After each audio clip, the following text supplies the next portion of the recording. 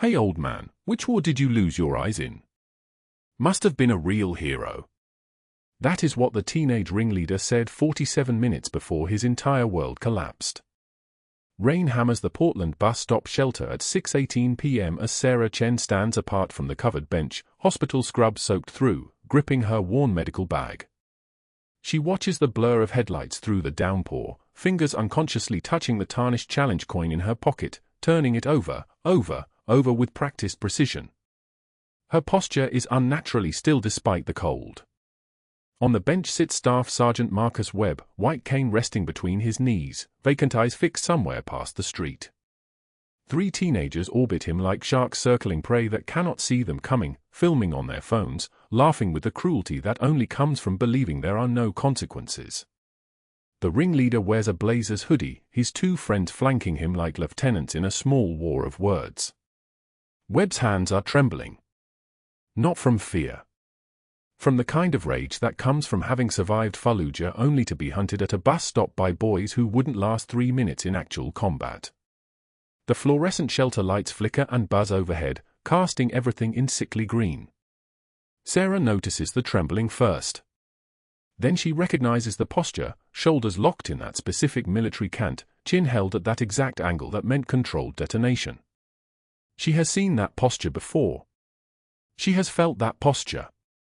3 tours in Tikrit, 2007 to 2009, and she remembers his face before the burns took it. She remembers his voice before the blast took half his hearing. She remembers his name before she learned to forget it. Look at him. Blind and old and useless, the ringleader continues, his phone held high, recording. He flicks water from a puddle directly at Webb's face. The veteran does not flinch. His jaw tightens. His cane hand flexes once. That is when Sarah's hand closes around the challenge coin in her pocket with enough force that the metal edges dig into her palm. The pain is information. The pain is data. This coin came from Webb's pocket 14 years ago in a Tikrit marketplace, pressed into her trembling hands in the 30 seconds before the mortar fire started. Before she carried him 2 kilometers through enemy territory with half his face burned away and the other half covered in blood, she could not stop, would not stop, until they reached the extraction point at FOB Shank. Did you hear me, old man? Which war? The ringleader laughs, and his 2 friends echo the sound like hyenas at a kill. One of them kicks at the cane. Webb's hand snaps out and catches the foot mid-swing, his grip the grip of a man who spent 18 years in special forces and has not forgotten a single moment of it. That is when Derek Caldwell emerges from his adjacent coffee shop, stop and go, steam rising from his ceramic cup. He is tall, expensive-looking in the way that wealth codes itself into posture, Italian leather shoes despite the rain, a custom fleece with monogrammed pockets, the kind of watch that costs more than most people's monthly mortgage. He pauses on the sidewalk and observes the scene with the careful attention of someone watching a business opportunity rather than a human crisis. Then his gaze shifts. He sees Sarah's hospital badge hanging from her neck, soaked and still visible, St. Michael's Regional Medical Center. He sees her posture, that same locked military cant, and the way she is staring at the blind veteran with an intensity that suggests this is not a stranger. Caldwell's expression shifts in real time. Recognition. Then calculation. Then a smile that does not reach his eyes. Hey! You! Caldwell steps directly into Sarah's path, positioning himself between her and the teenagers with the confidence of a man who has never experienced consequences for anything. I saw what was happening. I'm handling it. You should go. His voice carries the smooth authority of someone used to being obeyed. Someone used to owning people. He takes a sip of his coffee, studying her over the rim of the cup. You work at St. Michael's, right? Noticed you before.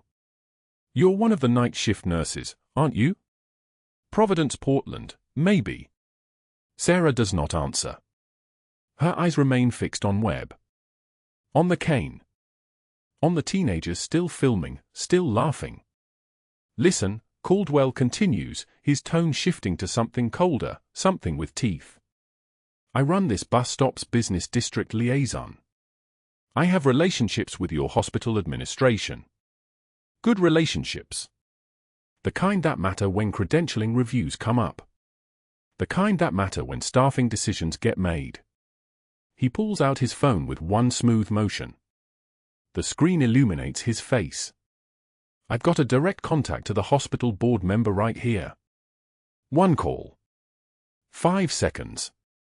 And suddenly you're the nurse who caused a scene at a public transit stop, assaulted teenagers, created a liability nightmare.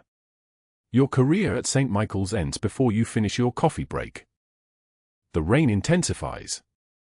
It hammers the shelter with the sound of applause, layer upon layer of water hitting the metal roof like a standing ovation for cruelty. Sarah feels the coin pressing into her palm. 14 years. That coin has been in her pocket for 14 years through 12 hospital jobs, 3 cities, 18,000 shifts, and she has never shown it to anyone because showing it would mean explaining where it came from. It would mean saying the name of the man on that bench out loud. This isn't your business, Caldwell says, and his phone stays raised, the contact still visible on the screen. Walk away. Catch your bus. Go home. Whatever you do, do not make my job difficult. Because I promise you, if you interfere, I will make yours infinitely worse. I have the board member's contact. I have surveillance footage from my shop if you do anything. I have 17 years of business relationships in this city. You have scrubs that are wet and a badge that means nothing to me. One of the teenagers behind him laughs. Webb's knuckles go white on the cane. The wind shifts, carrying with it the smell of wet pavement and diesel exhaust from the bus idling 2 blocks away. But that wasn't the worst part. The worst part is that Caldwell is right about his leverage. The hospital board member is a woman named Catherine Sterling, the kind of administrator who responds to businessmen like Caldwell with the automatic deference that comes from shared country clubs and Ivy League networks. One phone call and Sarah's employment is under review. One call and her position in the night shift audit rotation gets reassigned. One call and the carefully constructed identity she has spent 14 years building in Portland gets demolished. Sarah's jaw clenches once. Her breathing remains perfectly steady. Her hand releases the challenge coin. When she speaks, her voice is barely audible over the rain. I'm just waiting for my bus, she says. The words are soft. They are deferential. They are the words of a tired night shift nurse who has learned to accept the boundaries people place around her. They are lies, and Caldwell believes them because people like Caldwell always believe what confirms their worldview. They believe that nurses in hospital scrubs, soaked through in the Portland rain, are minor characters in other people's stories. They believe that quiet women with worn medical bags do not have the capacity to destroy them. Caldwell smiles. He tucks his phone away. Smart choice. Really? I respect that. He takes another sip of his coffee and turns back toward his shop, satisfied that the threat has been internalized, that the hierarchy has been established, that a man with a contact in his phone is always more powerful than a woman with a soaked badge. Enjoy your bus. And hey, that blind guy? He'll be fine. Kids are kids. They forget about it by tomorrow. He does not see Sarah's fingers touch the coin one more time. He does not see her eyes close for exactly 2 seconds. He does not know that the woman he just threatened has spent the last 14 years preparing for the moment when someone would force her to choose between her cover and the life of a man she is still protecting. He does not know that the coin in her pocket is not just a memento. It is a countdown. It is a promise. It is the moment when Sarah Chen stops being just a nurse, and everyone around her learns the difference between a civilian and a soldier who has learned to wear scrubs. The rain continues to hammer down. The teenagers continue to laugh. The bus stop shelter, that small covered stage where a blind veteran sits and a nurse stands apart and a businessman walks away, holds the weight of secrets that are about to become very, very public. The teenager in the blazer's hoodie circles closer, his sneakers squeaking on the wet pavement. Webb sits motionless on the bench, his white cane resting against his thigh, rain beading on his shoulders. Yo, Grandpa Magoo, the kid says, his voice carrying the particular cruelty of someone testing boundaries. You even know where you are? Want me to describe the colors you're missing? His friends cackle, phones already recording, the small red recording lights reflecting off the rain-slicked concrete. Sarah takes one step forward. Caldwell intercepts immediately, his coffee shop apron still tied around his waist. He positions himself between Sarah and the teenagers with the practiced ease of someone used to owning a room. "I manage this transit hub for the city," he says, his voice carrying the weight of borrowed authority. "Unless you want to be part of the problem, I suggest you mind your business." He's taller than her by 4 inches, but it's the confidence that fills the space, the confidence of a man who knows his leverage. Sarah's eyes don't leave Webb. Caldwell steps closer, lowering his voice but ensuring the gathering crowd can hear every word. "I recognize that badge. St. Michael's, right? I sit on their community advisory board. We've had issues with staff causing public disturbances." The words land with precision. He's not yelling. He doesn't need to. The threat is embedded in his tone like shrapnel in a wound, professional, documented, connected to the hospital's funding review cycle that happens every 2 years. The second teenager shoves Webb's shoulder hard. "Hey, I'm talking to you." The veteran's head snaps backward with terrible speed, the back of his skull connecting with the metal bench pole.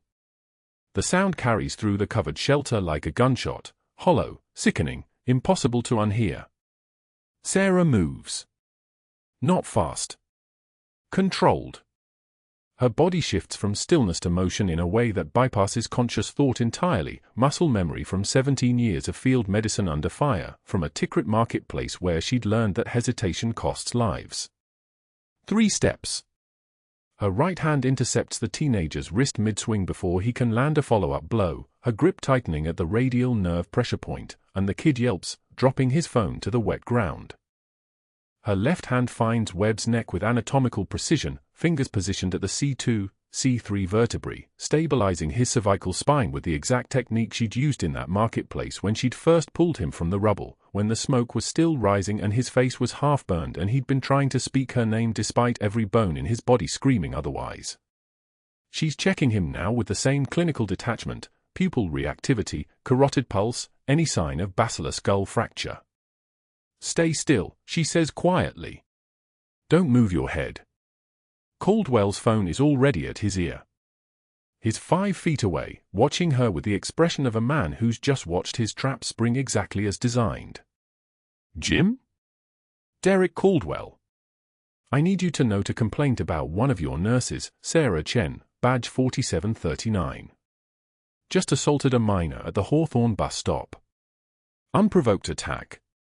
He's speaking clearly, deliberately, ensuring his words are recorded in whatever system Jim keeps. "I have multiple witnesses. The entire thing is on video." The teenagers wrench free from Sarah's grip, backing away into the rain. "Psycho bitch," one yells, and they scatter like startled birds, leaving their phones and their courage behind on the wet concrete. The sound of their sneakers fading is replaced by the hiss of rain against the shelter's metal roof. Webb's hand rises slowly, trembling slightly, and touches Sarah's wrist where her fingers still rest against his neck. His blind eyes are somehow looking directly at her even though they can't, and his fingers trace the pattern of her tendons, the bones beneath the skin, the exact architecture of hands he hasn't felt in 12 years. His breath catches.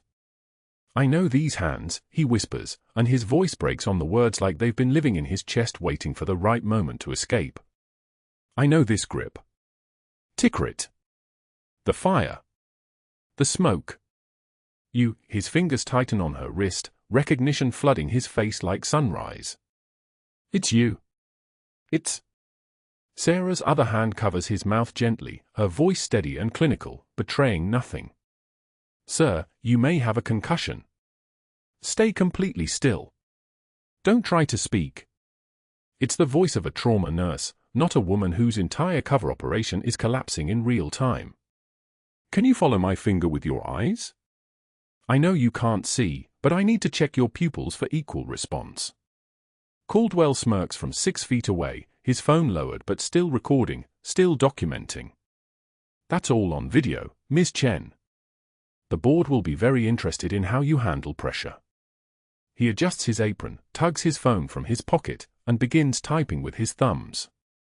Actually, I think they should see this right now. Sarah doesn't respond.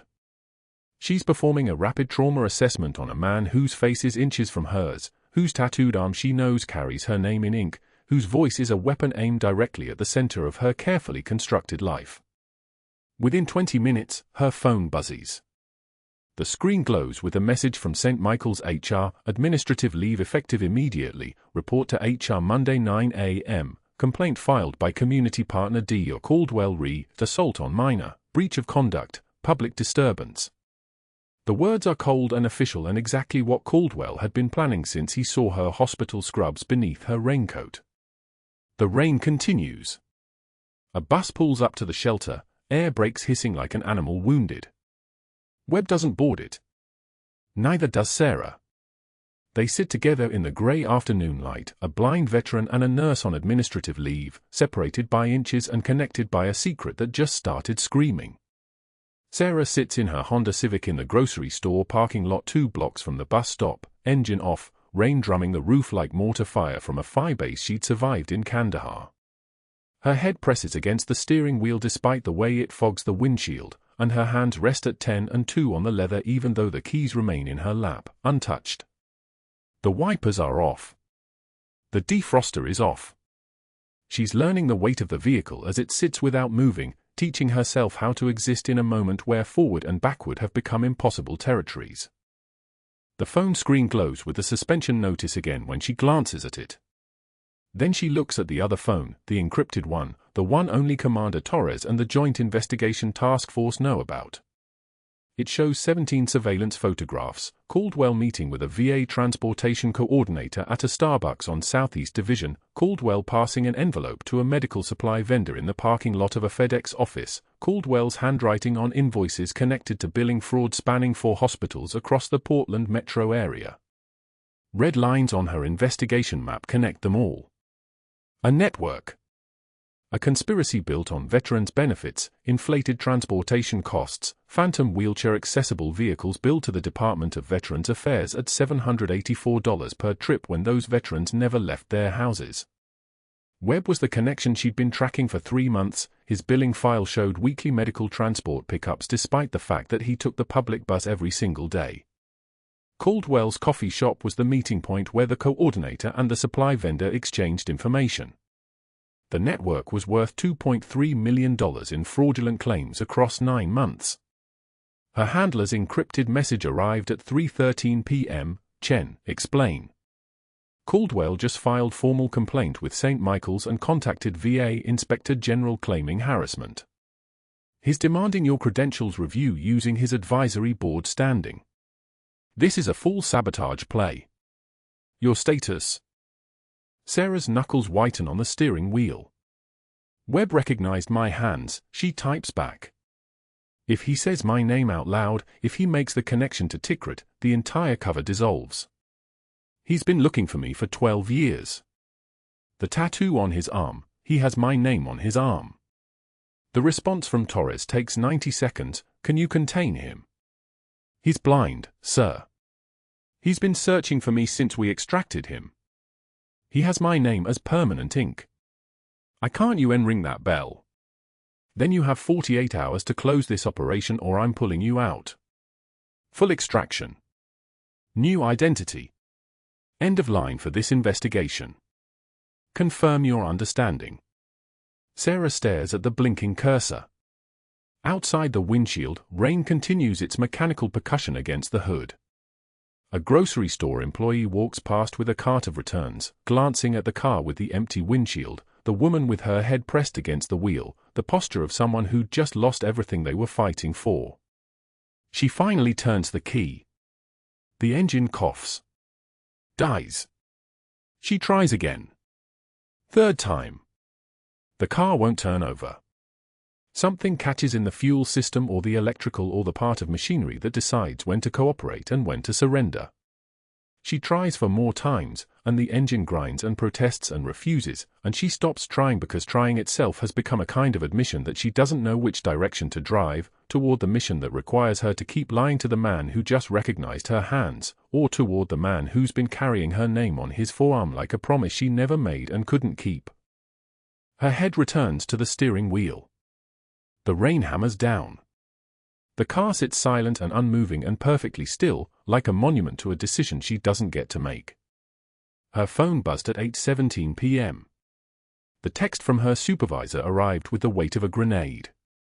Sarah sat motionless in the driver's seat of her Honda Civic, the rain still hammering the windshield like mortar fire on a forward operating base. Her hands didn't shake. They never did.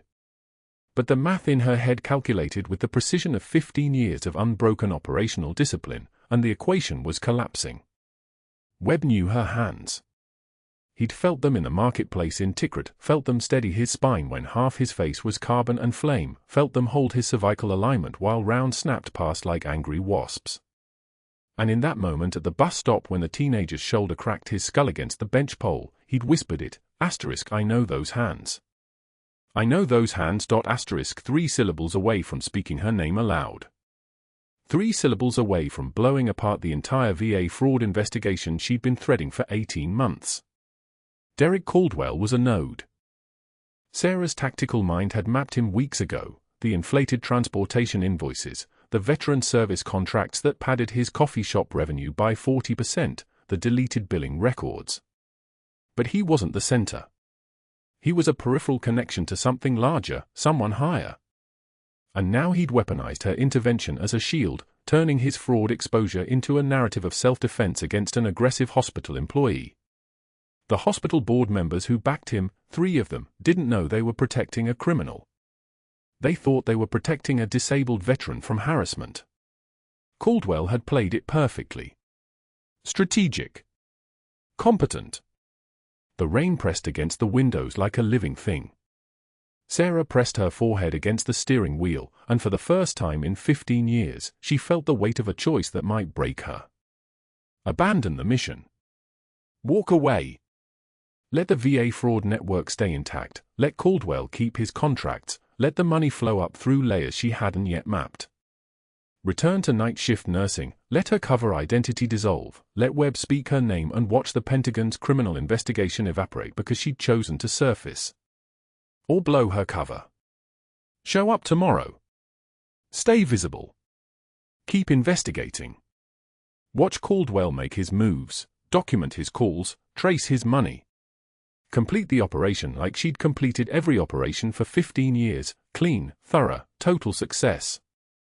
But do it with Webb knowing who she was, with the veteran sitting on that bench waiting for her to acknowledge him, with her military identity hanging over the investigation like a classified banner everyone could see but pretend not to read. The steering wheel was cool under her palms. Outside, a car splashed through a puddle, its headlights sliding across her windshield and painting everything in brief white light. She could leave Portland. She could call her Pentagon liaison right now, exfil, let someone else finish the investigation. Heroes got to quit sometimes. Nobody would blame her. But that wasn't who she was. 15 years. 3 continents. 4 tours. 11 prisoners extracted from a Tikrit compound under fire. 1 blind veteran carried through burning streets because leaving him behind wasn't an option, because the mission included his survival and her survival meant nothing if the mission failed. That calculus didn't stop just because the stakes had changed. The mission was still everything. Webb was still everything. And the men and women who depended on VA benefits that Caldwell was stealing, they were still everything. She started the engine.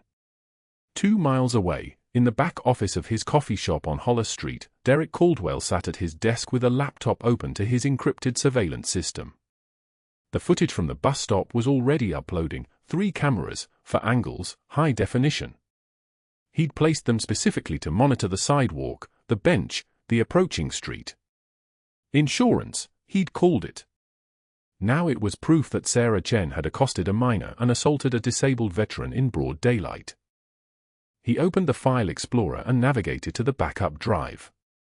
The footage from 2:43 p.m. to 3:17 p.m., the entire confrontation, was there in a folder labeled *Bus Stop Safety Archive*. His finger hovered over the delete button. The video would be gone in seconds. No cloud backup. No secondary storage. Just gone, the way evidence disappeared when you knew the right people in city IT departments, when you'd been paying them consulting fees for 4 years. He clicked. The files vanished. Poof! The folder sat empty like a missing tooth. Caldwell leaned back in his chair, the leather creaking like old bones. Sarah Chen would go down for assault. The hospital would defend itself by throwing her under the wheels, and by the time anyone asked questions about his contracts, those 3 board members would have found loopholes, redacted sections, missing documentation. The money was already distributed. The real players in the fraud network were already insulated 3 layers above him. He'd be fine. He didn't know that Sarah had cloned his system 6 weeks ago. He didn't know that every deleted file, every encrypted message, every payment ledger was already backed up on servers he'd never find. He didn't know that the moment he pressed delete, he was cementing the evidence of his own destruction. Sarah drove through the rain-slick Portland streets with no destination, letting the muscle memory of her hands guide the Civic through turns she'd driven 100 times. The wipers beat a rhythm against the windshield, a metronome marking time, marking choice, marking the moment she decided to return. Tomorrow. 6:08 a.m. Civilian clothes. Baseball cap. Different coffee vendor, different position, different sight line. She'd watch Webb arrive like she'd watched him for the past month, tracking his patterns, documenting his recovery, making sure Caldwell's transportation invoices actually correlated with legitimate VA benefits. And she'd watch Caldwell emerge from his shop like he had every morning, checking his phone, checking his email, running his hands over his face like a man with something to hide. She'd watch and she'd document and she'd complete the investigation, and when it was time, when all the pieces were in place, she'd surface. Webb would get to say her name. The Pentagon would get to acknowledge what she'd sacrificed. And the mission, the real mission, the one that lived in the paperwork and the depositions and the federal prosecution, would be complete. The Honda pulled into a grocery store parking lot 2 blocks from the bus stop. Sarah cut the engine. The rain hammered the roof like applause from a crowd she'd never see. She sat in the darkness, hands steady on the wheel, and felt the weight of her own resolve settle across her shoulders like body armor. 15 years of never failing to complete an operation. This wouldn't be the moment that changed. She pressed her head back against the seat and waited for dawn. Dawn broke gray over Portland, the kind of rain that fell sideways and didn't apologize. Sarah stood in the doorway of a coffee shop across the street from the bus stop, baseball cap pulled low over her face, jeans and a rain jacket making her invisible among the morning commuters. She'd been off the clock for 16 hours. Off the payroll for 12. Off the radar for approximately 4 minutes after Derek Caldwell's email hit the St. Michael's inbox, but she wasn't counting. The challenge coin hung under her shirt, cold against her sternum. She could feel its weight like a timer. The bus stop was a concrete island in a sea of wet asphalt, bench bolted down, shelter of transparent plastic that did nothing against the wind. Webb sat in the same spot as yesterday, white cane across his lap, posture the kind that came from military training, spine straight even when the world had gone dark. He'd been there since 6:56 a.m. Sarah had watched him arrive from the parking garage 2 blocks north. She'd timed his route, his breathing, the way he navigated the path by memory and muscle instead of sight. She had 9 minutes before the 7:15 bus. 9 minutes to photograph Caldwell arriving for his pre-shift coffee ritual, the one he performed every morning at 6:55 a.m. sharp like a man punching a clock. 9 minutes to document him handing an envelope to the VA transportation coordinator who materialized from a silver Subaru with Oregon plates registered to a shell company in Nevada. 9 minutes before everything changed. Her camera, disguised as a compact mirror in her rain jacket pocket, clicked silently. Then she saw him, a man in a wheelchair, pushing himself with arms corded like bridge cables, moving across the crosswalk against the light. The Subaru driver honked. The wheelchair veteran didn't flinch. He rolled straight toward the bus stop, toward Webb, and then his head turned. His eyes locked onto Sarah's across the street, across the traffic, across the distance that suddenly felt very small. Recognition moved through his face like a wave. His hand stopped pushing. His chest rose. He rolled toward the bus stop, toward Webb, and when he stopped, his voice came out in Arabic, not tentative, not questioning. Certain. Karnas al-Layl. The night sniper. The words landed in Sarah's chest like a round through a ceramic plate. She didn't move. Didn't breathe. The rain continued its sideways assault. A transit bus rumbled past 3 blocks south. Webb's head tilted, searching for the voice in the dark. The wheelchair veteran stared across the distance at Sarah, and she watched him piece together what his eyes were telling him: the height, the shoulders, the particular way she stood with her weight distributed exactly even. "You," he said in English now, still looking at her. "You're the one from Sanjin." Sarah's hand moved to her pocket. Not the camera. Something else. She should walk. She should move into the crowd, into the coffee shop, become a ghost again. Instead, she stepped forward. Onto the crosswalk. Into the rain that was falling harder now, or maybe she was just noticing it for the first time. "Petty Officer Holloway," she said quietly. He shook his head. "Not anymore. Security now. VA clinic, next building." He raised his voice, still looking at her. "Sergeant Webb?" "Staff Sergeant Webb." Webb's head snapped toward the new voice with the precision of someone trained to locate threats by sound alone. "Holloway?" "Derek Holloway from Sanjin." "The same." The wheelchair veteran raised his hand, and Sarah watched a security guard emerge from the VA clinic entrance 50 meters away, young, alert, wearing the uniform of a man with a job to protect people. The guard approached the bus stop with the deliberate pace of someone who'd already been trained to watch this particular location. Morning commuters continued streaming past, earbuds in, phones up, oblivious. The security guard stopped 3 feet from Webb. His eyes found Sarah still standing in the crosswalk, rain streaming down her face now, her baseball cap soaked through. The guard said. His voice carried the weight of someone reading from a prepared script. "Is your name Sarah Chen?" "Master Chief Petty Officer Sarah Chen, Naval Special Warfare Development Group." The rain tasted like salt. Sarah's hands didn't shake. Her voice, when it came, was steady, the voice of someone who'd made peace with inevitability. "I am." Webb's head snapped toward her voice again, but this time his entire body moved. He stood, using his cane to balance, using muscle memory that transcended years of darkness, and his hands reached forward, searching the space where she'd been. "Sarah? Sarah Chen? You're here. You're alive." "They said the smoke." "I know what they said." The security guard stepped back, hand to his radio. Confirming identity. Civilian witness to bus stop incident, day prior. Individual in question currently under investigation by hospital administration. Requesting backup for. For what? Sarah's voice dropped an octave. The composure that had held for 16 hours crystallized into something sharper. For being alive? For being here. A Subaru door opened. Derek Caldwell emerged with his morning coffee, saw the crowd forming at the bus stop, and his expression shifted, confusion, then calculation, then something that looked like satisfaction. He wasn't alone. The St. Michael's administrator from yesterday walked beside him, and a VA benefits coordinator Sarah recognized from her undercover file. They'd been meeting. The envelope she'd photographed was just the visible part. Caldwell's voice cut across the rain like a blade. "Officers, that woman is under administrative suspension from St. Michael's Hospital. She's not supposed to be within 2 blocks of this location."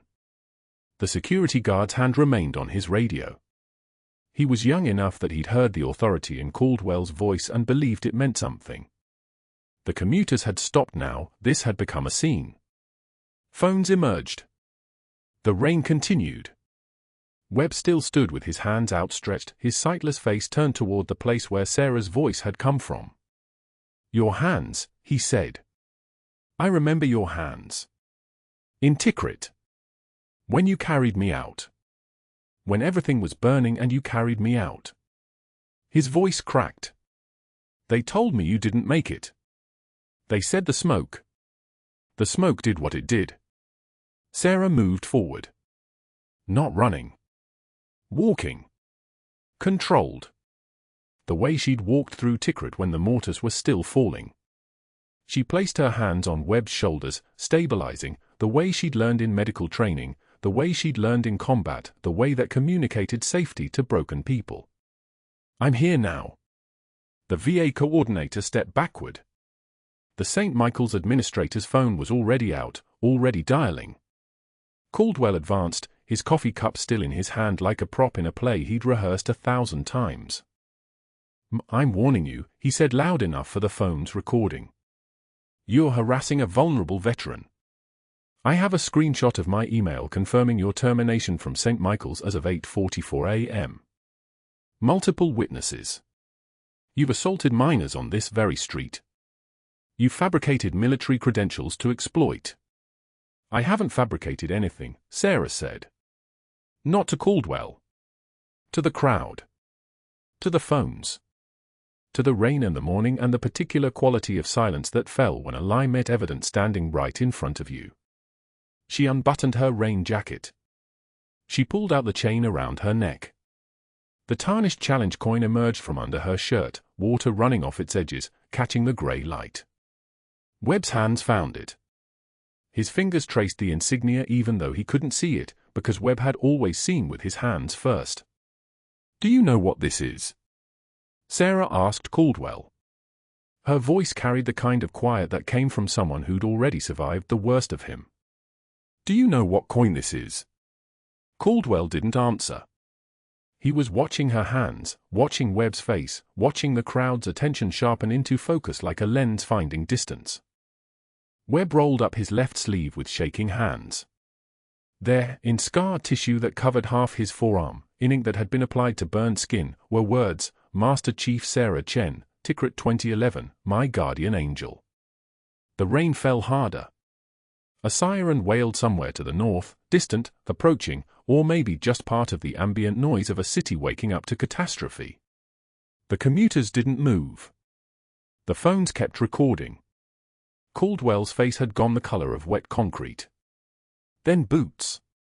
Precise. Military cadence. 4 of them, approaching from the south, echoing off wet pavement with the kind of sound that meant authority wasn't a suggestion anymore. A Navy staff car pulled to the curb, government plates, window rolling down to reveal someone in service dress blue sitting in the back seat. The car stopped. The door opened.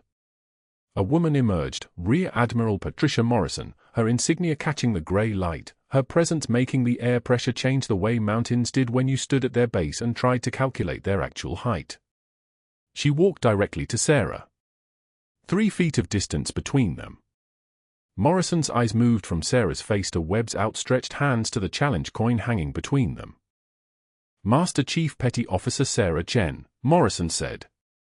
Her voice was the kind that had commanded submarines and special operations teams and the kind of silence that fell when warriors recognized each other. The crowd's murmur rose like a wave. Caldwell stepped forward.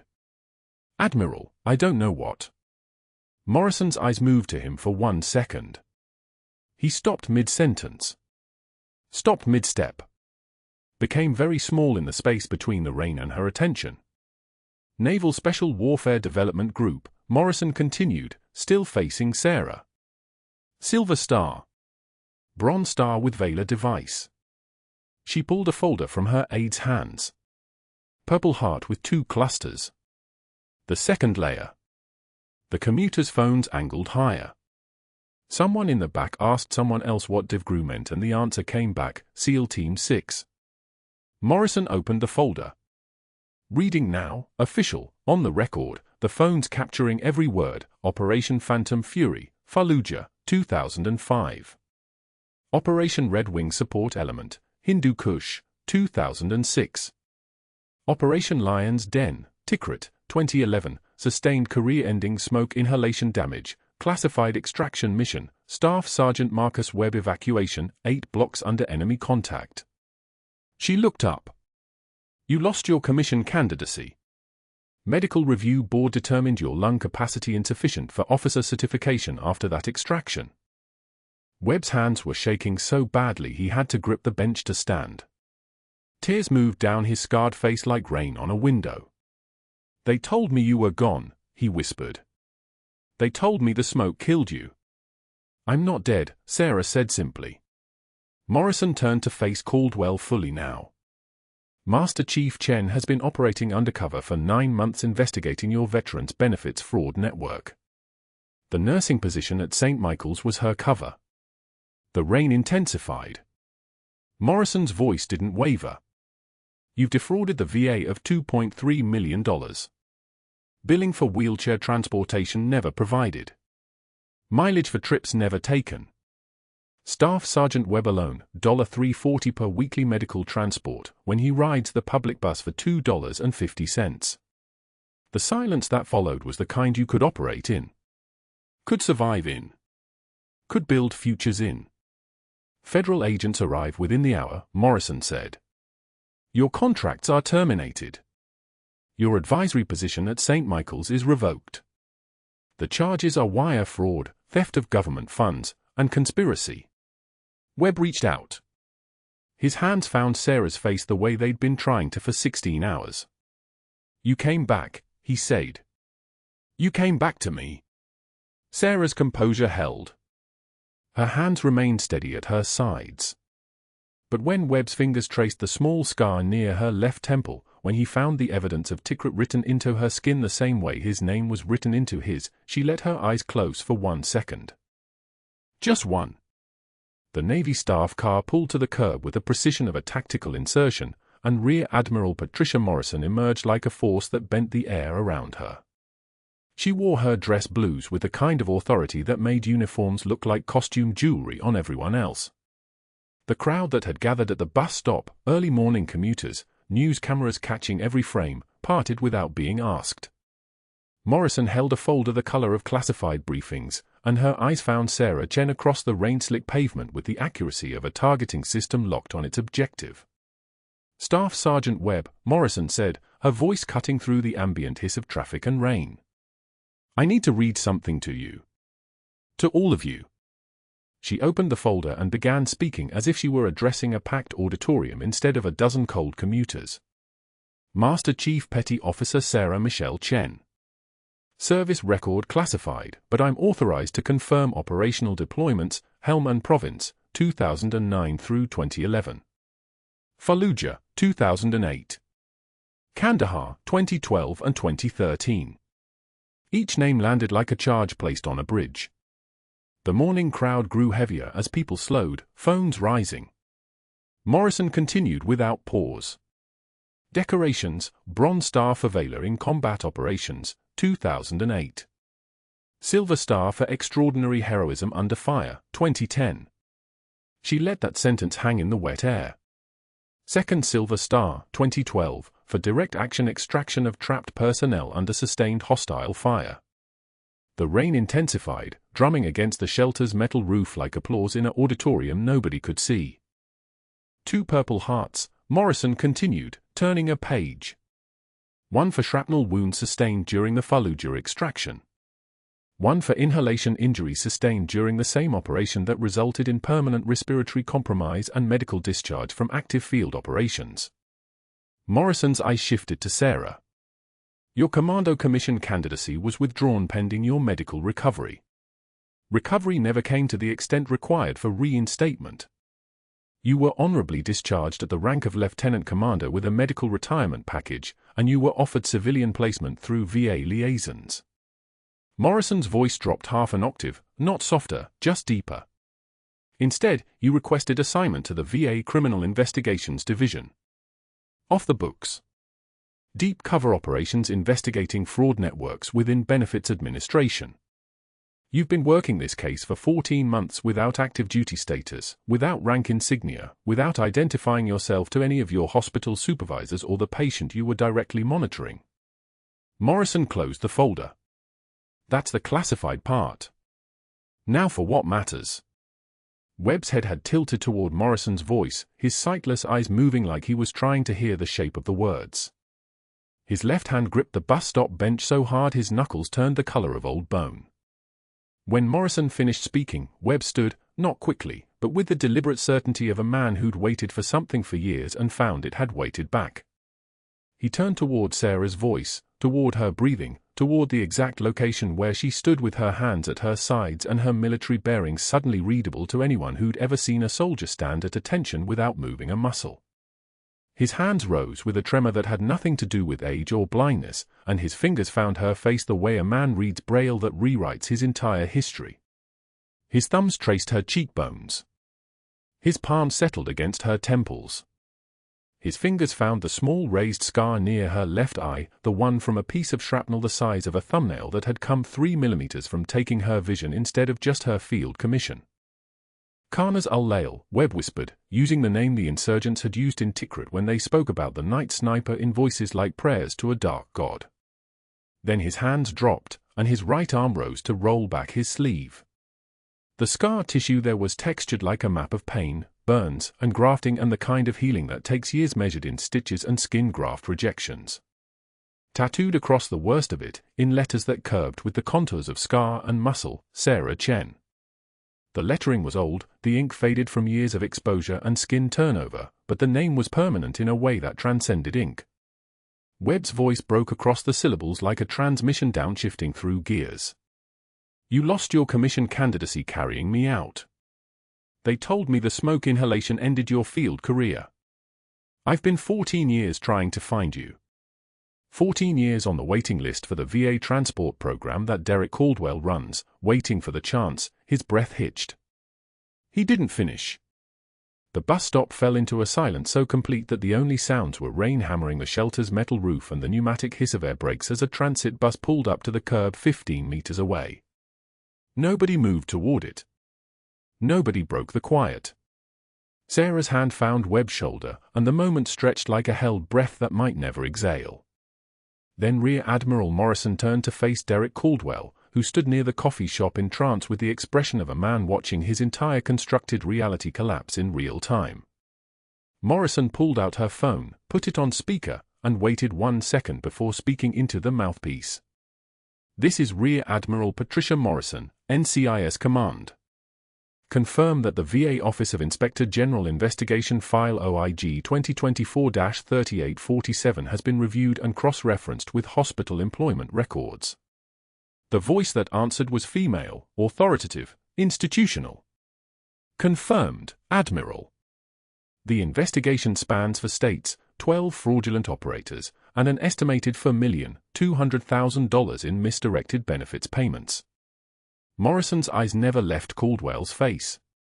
And the employment status of Derek Caldwell at St. Michael's Hospital. A pause. The sound of pages turning. Mr. Caldwell has no official employment relationship with St. Michael's Hospital. His complaint against Sarah Chen was filed through his private business, Stop and Go Coffee LLC, claiming he held an unpaid advisory position on the hospital's Community Partnership Board. Morrison's voice took on the quality of a closing statement. A position for which he has submitted falsified credentials dated to 2019, credentials that were never verified and do not appear in hospital records prior to October 2023. Caldwell's face had gone the color of skim milk. He stepped backward, and his boot caught on the lip of the curb. Here's what happens next, Morrison said, her voice carrying the weight of institutional certainty. St. Michael's Hospital terminated your community partnership agreement 37 minutes ago, effective immediately. The hospital board has reviewed evidence compiled by federal investigators and determined that your advisory role was never legitimate and should be removed from all institutional records. Caldwell tried to speak. His mouth opened and produced nothing. Morrison continued as if he had not moved. Federal charges will be filed within 72 hours for conspiracy to commit mail fraud, wire fraud, and obstruction of a federal investigation into benefits fraud. Your current financial assets have been flagged for court-ordered seizure. Your professional licenses, all 3 of them, have been suspended pending investigation. You have a right to counsel. I'd suggest retaining one before tomorrow. The words fell like stones into still water, creating expanding circles of consequence. Sarah spoke for the first time since the Admiral arrived, her voice low and flat and carrying the kind of authority that comes from having issued orders across a battlefield while mortars impacted around her. Your network included 12 people. 7 have already accepted immunity deals in exchange for testimony. We've been building this case for 14 months. You were careless with the paperwork. You used the same routing account for 6 different operators across 3 states. You flagged your own patterns through the processing system. She took a single step closer to him, and his backward motion accelerated. And you filmed my intervention with Staff Sergeant Webb. You called St. Michael's to file a complaint.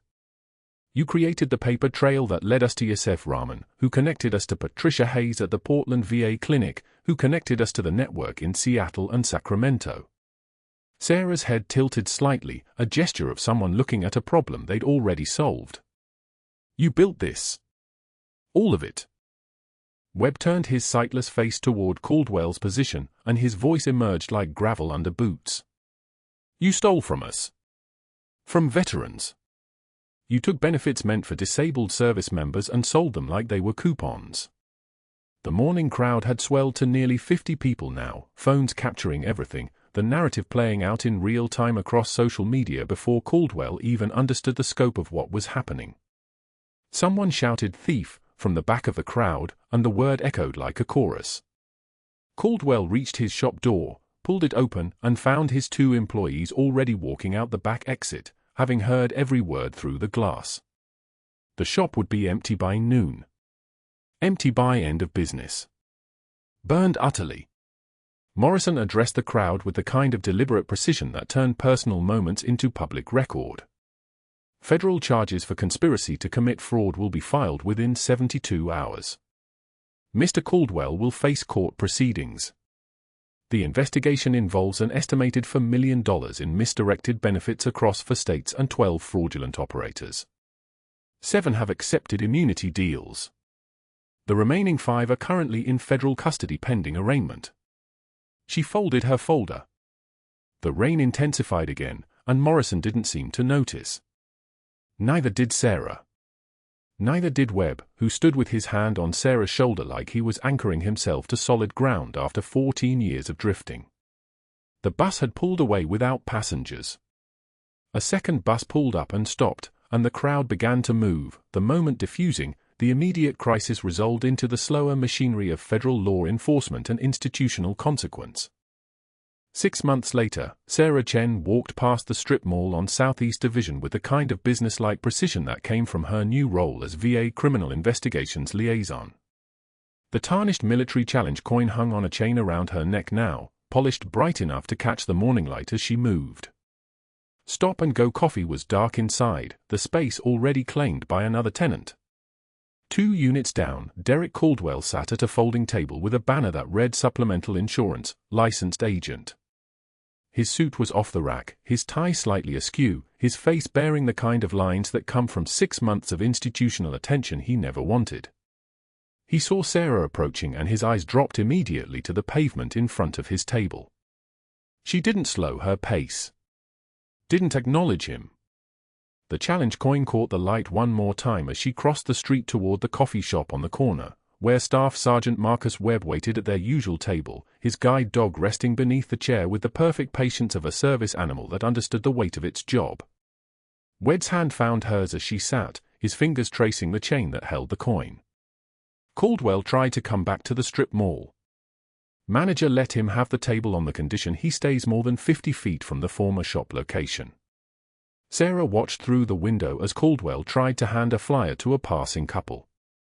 They waved him away without looking, and he folded the paper back into his lap with the gesture of a man who'd learned that visibility wasn't the same as value. 7 of his network took plea deals, Sarah said quietly. Patterson got 18 months. Caldwell got 36 months suspended sentence and full restitution, $340,000 personally liable. 20 years to pay it or prison. Webb nodded slowly, processing consequence as something measurable and real. Was it worth it? His voice carried a question 14 years deep. The cover. The mission. Watching me sit at that bus stop for months without saying anything. Sarah was quiet for a long moment, long enough for the rain to shift from morning mist into something heavier, something that required attention. You had my name on your arm for 12 years. You never stopped looking. That teenager's shove, Caldwell's call, it forced the timeline, but the mission was always going to end with the truth. A young veteran in a wheelchair rolled past Caldwell's table, stopped, read the banner, then deliberately turned away after recognizing his face from news coverage. Caldwell watched him go with the expression of a man understanding that some prices can't be negotiated down. Webb smiled slightly, the expression carrying 14 years of waiting resolved into something like peace. The ones who have seen the worst often give the most, he said. That's what you told me in Tikrit when I asked why you came back for me after the compound burned. Sarah's hand tightened on his, and the challenge coin caught the morning light between them, metal polished bright by months of being worn openly, proof that some debts get paid in full and some soldiers come home, even if it takes 14 years and a bus stop and federal intervention to make it real. Subscribe to never miss a story where the quiet ones carry everything. Like this video if you believe real heroes wear scrubs instead of capes. And comment below, have you ever been underestimated by someone who had no idea who they were standing next to?